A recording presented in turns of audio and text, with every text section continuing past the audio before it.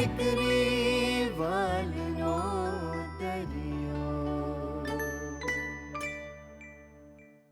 મને કહો, આજકાલ મોહનભાઈ તમને બધાને એમ કહેતા હતા કે પોતે દવા ખાઈ લેશે? હા, કેમ?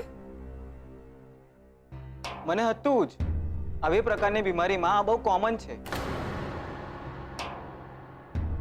શરૂઆતમાં દર્દીને દવાના કારણે બહુ સારું લાગે છે, એટલે એને અંદરથી લાલચ આવે છે કે એકના બદલે 2 ગોળી લઈ લઉં તો હું જલ્દીથી સાજો થઈ જઈશ। કદાચ મોહનભાઈ સાથે બી આવું થયું છે।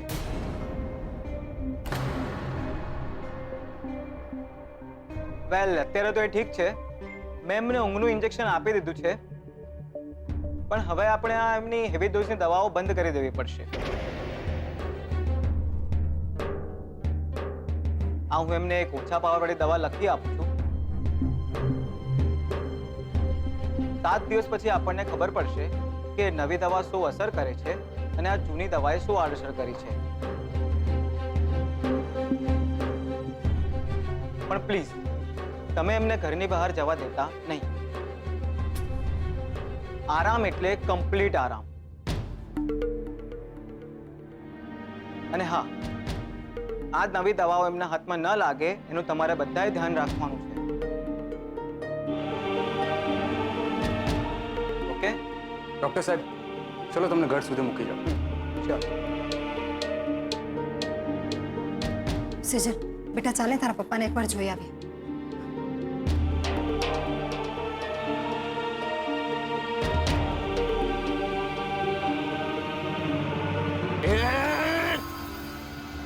હવે નબળા, બધું તારા કારણે થયું છે। બહુ હોશિયાર એને ડંપાસો મારતો હતો, જ્યારે મૂંગા રહેવાનું હતું ત્યાં બકી માર્યો બધું। ચલ હટ! જે કંઈ પણ બોલ્યો છું એ મારું નામ લઈને બોલ્યો છું। અરે તમારા લોકોનું નામ લીધું હોત ને તો અત્યારે જેલ ભેગા થઈ ગયા હોત, સમજ્યા? એમ મને ધમકી આપે છે, મને કહે છે કે તારું નામ નથી આપ્યું। હા, પૈસા આપ, મને બ્લેકમેલ કરીશ? હા, કરીશ। અને કેમ ના કરું? તમારા કારણે આ એક્સ્ટ્રા માર જે ખાતો છે। એમ તો આલે। अरे बस करो बाबू, छोड़ राहुल ने। શું કામ છોડું? હીરો બનતો ફરે છે, મારો બાબુલાલનો કોલર પકડે છે। अरे बस करो ने राहुल, तू सांभળી લે, બાબુ જેટલા પૈસા માંગે તારે આપવા પડશે। ને બાબુ, તું તે જે આ માફીનામું લખી આપ્યું છે ને એ આપણા પ્લાનમાં નહોતું, એટલે તું વધારે ઉડ નહીં, સમજ્યો? અરે ઉડી તો પેલો ઉત્કર્ષ રહ્યો છે, અને પાછો એને સપોર્ટ કરી રહ્યો છે ઓલો માસુકનો દીકરો। તો એ તારો પ્રોબ્લેમ। તારે એવી જગ્યાએ છુપાવું તું ને જ્યાંથી તું એ લોકોના હાથે ના ચડે। હવે જે થઈ ગયું એ થઈ ગયું, આગળનું શું? એ બધું તમારે કહેવાનું છે। બાકી હવામાં ઉડતા લોકોની પાંખ કેવી રીતે કાપવી અને ગળું કેવી રીતે કાપવું, એમાં બાબુને ક્યાં કઈ વાંધો છે? શું પપ્પા ડોઝ કરતા વધુ દવા ખાતા હતા ને તને ખબર પણ ના પડી? અરે આ તો હદ કહેવાય મમ્મી। એમાં હદ શું? તમે બધા આખો દિવસ તમારા પોતપોતાના કામ માટે નીકળી પડો છો। તું તારી સ્કૂલ અને બેડમિન્ટનના ક્લાસમાંથી ઊંચી નથી આવતી, તો મારે એકલીએ કેટલું ધ્યાન રાખવાનું? પણ મમ્મી, તારે દવા પપ્પાના હવાલે કરવાની શી જરૂર હતી? અને તું પોતે જ પપ્પાને રોજ ડબ્બીમાંથી દવા કાઢી કાઢીને આપતી હતી ને? હા, પણ જરાક સાજા થયા એટલે મને કહે કે મારી દવા હું જાતે લઈશ। તારે મારી દવાની ચિંતા કરવાની કોઈ જ જરૂર નથી। હા, અને જોયું, આખા ઘરને ચિંતા કરાવી દીધી। એ તો સારું થયું કે સમયસર રૂપેશ ડોક્ટરને બોલાવી લાવ્યો, બાકી આપણે બધાએ પાછા હોસ્પિટલના ધક્કા ખાવા પડત। અને એક વખત યાદ છે, કિંજલ કહેતી હતી કે ચશ્મા એમના માથે જ હતા અને એમણે આખા ઘરમાં શોધાશોધ કરી મૂકી। હા, તો તમને બધાને તો હવે નવું અને જૂનું છૂટશે, મારી એકલીનો જ વાંક દેખાશે। પણ ક્યારેય તમે લોકો એ વિચાર્યો છે કે તારા પપ્પાની એક વાર ના થઈ જાય ને પછી હા કરાવતા નાકે દમ આવી જાય છે. અને છતાંય છેલ્લે તો નાની ના જ રહેવાની.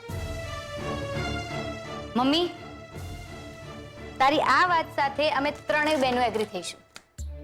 લે આ દવા. ને હા, જરા ધ્યાનથી મૂકજો. હા, એ તો હવે મમ્મી ધ્યાનથી મૂકશે જ. પણ કિંજલ, મને લાગે છે ઘરના કામની સાથે સાથે પપ્પાનું ધ્યાન રાખવું એ મમ્મી માટે થોડું ડિફિકલ્ટ થઈ રહ્યું છે.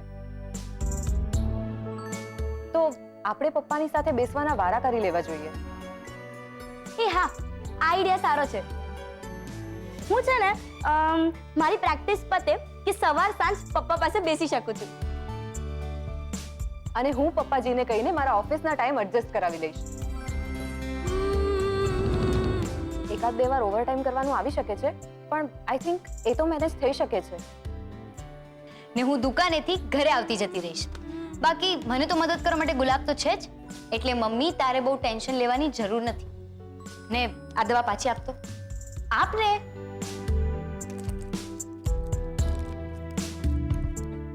લે, પપ્પાની આજની દવા. હા, ને બાકી હું આ દવા ને પેલી ડબ્બી દુકાને સાથે લઈ જાઉં છું. એટલે પપ્પાના હાથમાં આ દવા આવવાનો સવાલ જ નથી આવતો. શું કહે છે સેજલ? એકદમ બરાબર. અને હું પણ ઓફિસ જઈને પપ્પાજી સાથે વાત કરી લઉં છું. ને હું ગુલાબ અને રમાકાંતભાઈ સાથે. ચલ, હવે આપણે જઈએ. મમ્મી, અમે નીકળી. જય શ્રી કૃષ્ણ. જય શ્રી કૃષ્ણ. જય શ્રી કૃષ્ણ.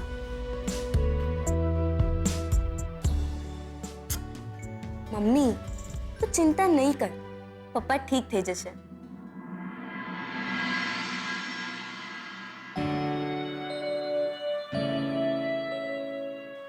ગુલાબ, આ શું કરી રહ્યો છે? આ ઓલા બાબુલાલનું માફીનામું ચોંટાડી રહ્યો છું, એટલે લોકો પણ તો જુએ અને ખબર પડે કે હકીકત શું છે. અને વિચાર તો એવો પણ છે ને કે રાઘવ કાકાના દરવાજે પણ 2 પોસ્ટર ચોંટાડી દો, અને જો તમે કહેતા હોય ને તો એક કોપી ભીમજી દાદાને પણ મોકલાવી દો. ના, આપણે એમના જેવું નથી થવું. બસ આપણું કામ થયા કરે એટલે ભયો ભયો. બાકી પપ્પાએ તો આજે બધાના પાછા જીવ ઊંચા કરાવી દીધા હતા. ને મને જે શંકા હતી, ડોક્ટરે પણ એ જ વાત કરી કે પપ્પા જલ્દી સાજા થઈ જવાની ઉતાવળમાં દવાનો ડબલ ડોઝ લેતા હતા.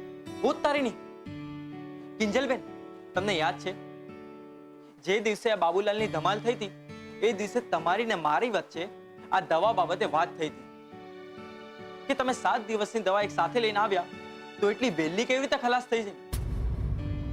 પણ પછી આ બાબુલાલની ધમાલમાં એ બાબતે વાત જ ના થઈ. આ તો સારું છે કે રૂપેશ જીજુએ પેલા બાબુલાલની હકીકત પકડી પાડી. નહીં તો પપ્પા મને કોઈ દિવસ દુકાને પાછી બેસવા જ ના દે. ફક્ત રૂપેશભાઈ કિંજલબેન, અરે તમે જરા વિડીયો જુઓ. આ વિડીયો ઉત્કર્ષભાઈ આજે સવારના જ અપલોડ કર્યો છે અને એમાં ઓલો બાબુલાલ માફી માંગી રહ્યો છે. જુઓ, લોકો આ વિડીયોને જોઈ રહ્યા છે અને નીચે કમેન્ટ પણ કરી રહ્યા છે. આ જુઓ, આવા બાબુલાલ જેવા લોકોને મોઢા કાળા કરીને આખા ગામમાં રખડાવવા જોઈએ. આ જુઓ શું લખ્યું છે, કિંજલ તું ડર નહીં, અમે તારી સાથે જ છીએ. સમાજનો કચરો છે આ બાબુલાલ અને પાર્ટી.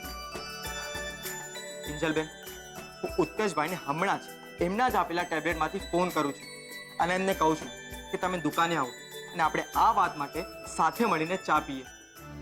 નહીં ગુલાબ, ઉત્કર્ષ આપણી દુકાને પગ નહીં મૂકે. કેમ? ઓલા બાબુલાલે પાછું કઈ કર્યું?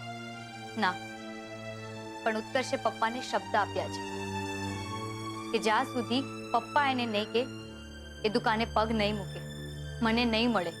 ઉતારીની આ તો ભારે લફડાવાળું કામ થઈ ગયું. એક તો આ ટી મેળો માથા ઉપર છે અને જો ઉત્કર્ષભાઈ જ આપણી સાથે નહીં હોય તો પછી આપણે આપણી બોટને હલેસા મારતા મારતા કિનારે ક્યારે પહોંચીશું? તો ચિંતા નહીં કર ગુલાબ, આપણે કોઈને કોઈ રસ્તો શોધી કાઢીશું.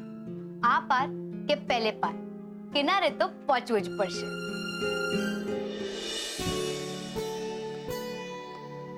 અંકલ, તમે મને બોલાવ્યો? અરે હા ઉત્કર્ષ, આજો.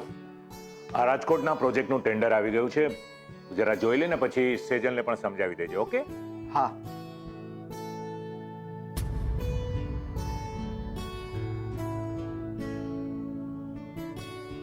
આ ટી મેલા આ અહીંયા શું કરે છે?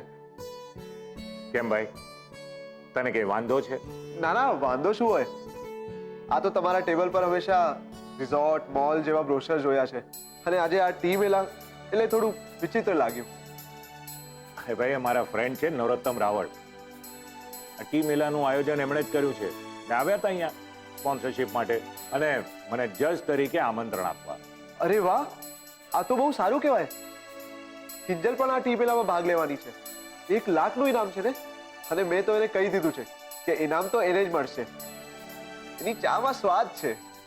એ તો ટી મેલાને દિવસે જ ખબર પડશે. અરે હા, પદ્મા કહેતી હતી કે મોહનભાઈ કંઈક ફરીથી બેભાન થઈ ગયા હતા. તું ગયો તો એમને મળવા? ના, રૂપેશ ગયો તો. ડોક્ટરે દવા આપી છે અને આરામ કરવાનું કહ્યું છે. મોહનભાઈ સાથે તો હવે આ બધું ચાલે જ રાખવાનું.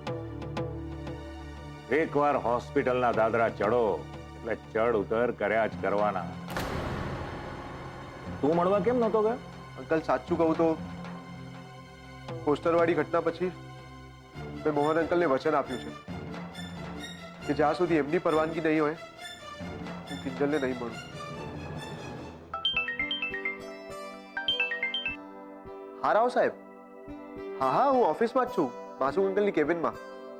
રાજકોટ ને? હા, ફાઇલ મારી પાસે જ છે. હા, લઈને આવ્યો. અંકલ,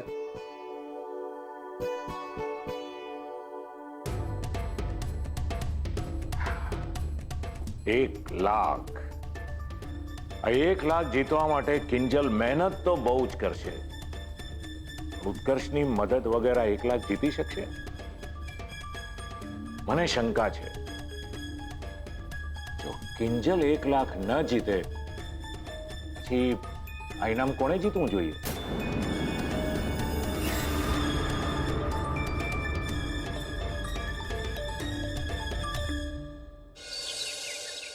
હલો, હા, શું? એ બહાર ગયા? અરે એ ભાઈ, આજે દલાલી આપવાની વાત કરી હતી. હલો, મૂકી દીધો ચોટ. આવી રહ્યો છે ને ગુસ્સો? આવી રહ્યો છો ને? બસ આવો જ, સેમ ટુ સેમ તારા જેવો જ ગુસ્સો મને આવી રહ્યો છે. આ જોયું છાપું આજનું? લે હવે જોયું શું? વાંચીને ડૂચો વાળીને કચરા પેટીમાં ફેંકી દીધો. મને ખબર નહોતી કે બાબુલાલ આમ પાણીમાં બેસી જશે. અરે બા, મને તો લાગે છે આપણા દિવસો જ ખરાબ ચાલી રહ્યા છે. એક તરફ કોઈ દલાલી નથી દેતું અને બીજી બાજુ આ માસુભાઈના મોલ ખુલ્યાને મહિનો થઈ ગયો, પણ હરામ જો 2 દુકાને વેચાણી હોય. ખરાબ, બહુ ખરાબ પનોતી લાગી છે બા આપણને. હે ને? તને એવું જ લાગ્યું ને? અરે મને એવું જ લાગ્યું. અને એમાંય પાછા ઉપાય હમાણા ઓલા મોટા શાસ્ત્રીજી નહીં, અરે લંડન વાળા, ઈ મને આમાં મળી ગયા. એ વરસાદમાં આમ ડેડકાની માફક બહાર નીકળે. અરે ઈ આખું ને આખું આપણું મોઢું અને માથું જોઈને અતોથી ઈતી ઉધી આપણને કુંડળી કહી દેવો. હા, એમ તો તમે શું પૂછ્યું? અરે ઈ જ કે બાપા અમને કોને કે અમારી હાડા હાથી હાલી રહી છે કે પછી કોકની હારાવાળી? તો મને કે સાવ સરળ ઉપાય છે ભવાની બા. ભગવાન આમે આમ હાથ જોડીને બેહી જાઓ અને સાચા હૃદયથી કરેલા કર્મોની માફી માંગી લો અને હાથે હાથે પ્રણ લઈ લો. આજ પછી ક્યારે કોઈની અદેખાય કે બુરાઈ નહીં કરું. અંધાય હારાવાના થઈ જાય. અચ્છા. આવી સુપર આઈડિયા આપવા વાળાએ કેટલામાં ખંખેર્યા તમને? અરે એક કાણી કોડીએ નથી આપી. અચ્છા, તો એક કામ કરો બા, જવા જ દો. આ બધી ફોકટની આઈડિયા છે ને, એ ફોકટ જેવી જોઈએ. બા, હાય બા, સાંભળ્યું તમે? મોટા ભાઈ આજે સવારે પાછા પડી ગયા.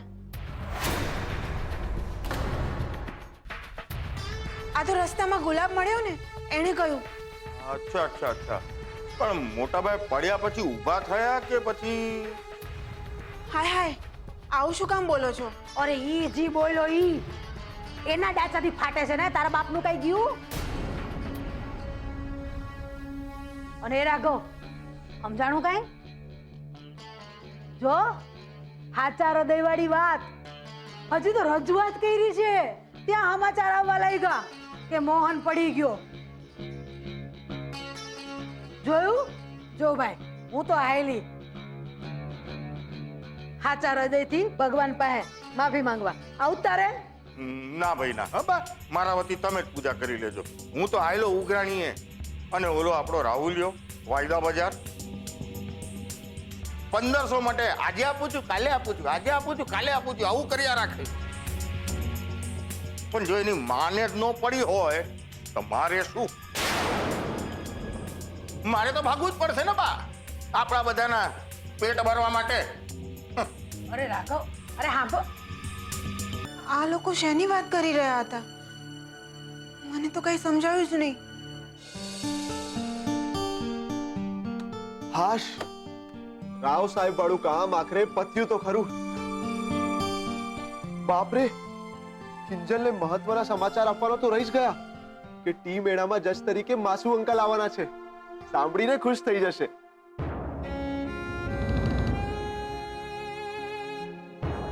તો હું તમને વચન આપું છું કે જ્યાર સુધી તમારી પરવાનગી નહીં હોય હું કિંજલને નહીં મળું, એની સાથે વાત પણ નહીં કરું. ઘણી વખત એવું પણ થતું હોય છે કે સવાલોના જવાબ બહુ સહેલા હોય છે, પણ આપણે જેને અઘરા બનાવી દેતા હોઈએ. તને ફોન કરીને ફક્ત માસુ અંકલની જ વાત નહીં, પણ ઘણી બધી વાતો કહેવાનું મન કરી રહ્યું છે કિંજલ.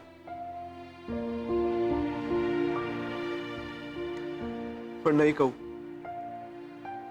કહું કે હું તને અને તારી વાતોને કેટલી મિસ કરી રહ્યો છું. બહુ મિસ કરી રહ્યો છું તને કિંજલ, બહુ મિસ કરી રહ્યો છું.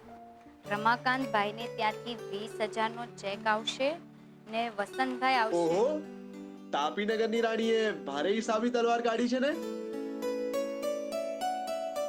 ઉત્કર્ષ? ના ના, એ અહીંયા ક્યાંથી હોય? તો પછી મને એમ કેમ લાગ્યું કે એણે મને બોલાવી, યાદ કરી? ક્યાંક એનો મેસેજ તો નહીં આવ્યો હોય ને? કિંજલબેન, મને ખબર છે કે તમે ઉત્કર્ષભાઈને બહુ મિસ કરી રહ્યા છો. એક વાત કહું, સાહેબને ઉત્કર્ષભાઈએ શબ્દો આપ્યા છે. તમે તો નહીં ને, તો તમે તો વાત કરી જ શકો છો ને. ના, મને એ યોગ્ય નથી લાગતું. તો પછી મેસેજ કરી નાખો. એમાં ક્યાં મોઢે મોઢે વાત કરવાની છે, કે પછી દુકાનમાં પગ મૂકવાનો છે? વાત તો તારી વિચારવા જેવી છે. મેં 1-2 વખત મેસેજ પણ કરેલો, પણ એની તરફથી કોઈ રિસ્પોન્સ નહોતો આવ્યો. એટલે મને થયું કે રહેવા દો. ના ના કિંજલબેન, આ વિચાર જવા દેવો નહીં, પકડી રાખવા જેવો છે. તમે હમણાં ગીતા વાંચી જ છે ને, અને એમાં કૃષ્ણ ભગવાને શું કર્યું હતું? હથિયાર ના ઉપાડવાની પ્રતિજ્ઞા હતી ને, તો એમને પોતાનું સુદર્શન ના ગમતા પૈડું ઉપાડ્યું, જે હથિયાર નહોતું પણ વધ કરવા માટે સક્ષમ હતું. તો બસ ઉપાડો પૈડું અને કરી નાખો મેસેજ. કોને ખબર, એમણે પણ વાત કરવી હોય, પણ પોતાના શબ્દોના કારણે એ મૂંઝાતા હોય. જો એવું હોય ને તો હું ચોક્કસથી મેસેજ કરીશ, ને એવો સરસ આશાવાદી મેસેજ કરીશ કે એ જવાબ આપ્યા વગર રહી જ નહીં શકે.